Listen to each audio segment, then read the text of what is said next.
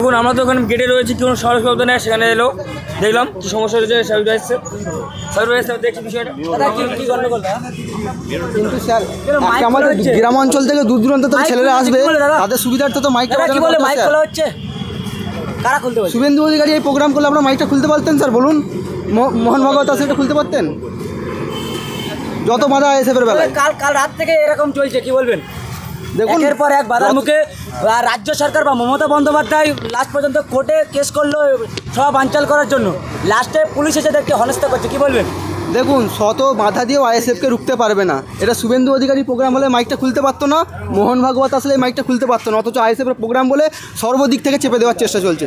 আমাদের অধিকার সমাবেশ করব, আরও জোরদারভাবে করব। প্রশাসন চাইলেও আমাদের প্রোগ্রামে কোনো রকম বানচাল সৃষ্টি করতে পারবে না।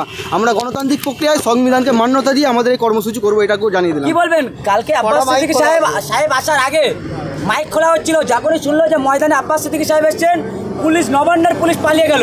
আবারও কি যে আব্বাস সিদ্দিকী সাহেব যদি খবর পায় বা এখানে আসছে, তাহলে ফের পালাবে পুলিশ, এমনই কি ভাবছেন? দেখুন আব্বাস সিদ্দিকী ভাইজান আমাদের বস, তিনি একটা, তার নামটা একটা ব্র্যান্ড, ভাইজানের নামটাই যথেষ্ট, ভাইজানের নামটাই যথেষ্ট। আজকে কটা মাইক খোলা আছে?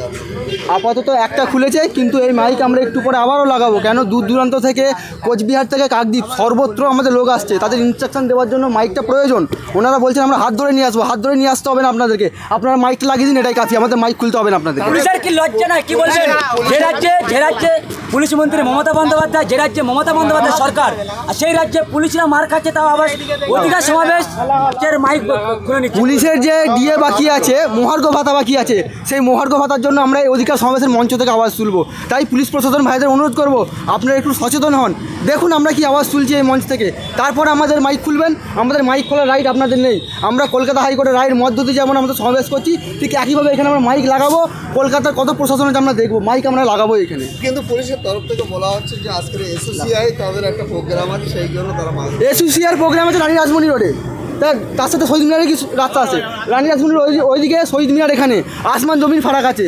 এসওসিআর প্রোগ্রামে আমরা কোনো রকম ডিস্টার্ব করবো না, এসওসিআই মিছিল করে আসবে, আমরা এখানে অধিকার সমাবেশ করছি। দেখুন আমাদের কথা বলার পর মাইক আবার লাগানো হচ্ছে, মাইক আমরা খুলবো না, মাইক আমরা আবার লাগাবো, যত খুলবে আমরা তত লাগাবো।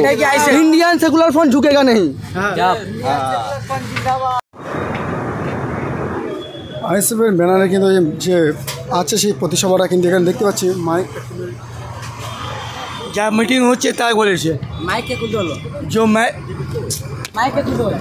কোশিশ করুন, হাইকোর্টের মানতেই হবে।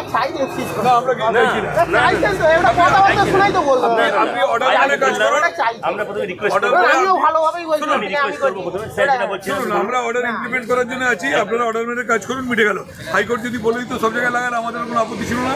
অনারেবল হাইকোর্ট যেটুকু বলেছে সেটুকু আমরা হাইকোর্টের অর্ডার মেনেই তাহলে যদি মেনে চলেন, আমরাও কিন্তু মেনেই চলবো। মাঠে লাগাতে ঠিক আছে।